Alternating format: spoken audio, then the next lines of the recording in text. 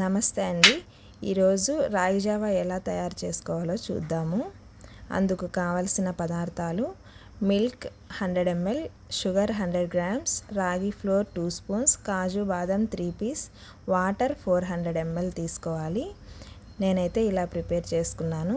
మొదటగా stove on చేసి గిన్నె పెట్టుకుని 300 ml వాటర్ యాడ్ చేయాలి. అందులోనే 100 ml పాలు కూడా యాడ్ చేయాలి. ఈ పాలు బాగా కాగే వరకు కాచాలి. ఆలోపు మనము రాగి ఫ్లోర్ని ఉండలు కట్టకుండా 100 ml వాటర్లో 2 స్పూన్స్ని బాగా కలబెట్టి తీసుకోవాలి. ఈలోపు పాలు బాగా మరిగాయి. సిమ్లో ఉంచుకొని రాగి ఫ్లోర్ని ఇందులోకి యాడ్ చేసుకోవాలి. ఇలా యాడ్ చేసుకోవాలి. తర్వాత ఉండలు కట్టకుండా కలుపుతూ ఉండాలి.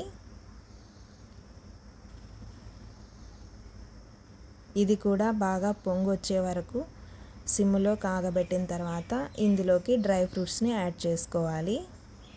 డ్రై ఫ్రూట్స్ని యాడ్ చేసుకున్న తర్వాత ఒకసారి బాగా కలపాలి. కలిపిన తర్వాత బాగా మరుగుతున్నప్పుడు చక్కెరని యాడ్ చేసుకోవాలి.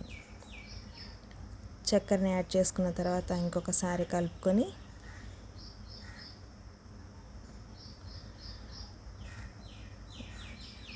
కరిగిపోయిన తర్వాత దింపేసుకోవడమే.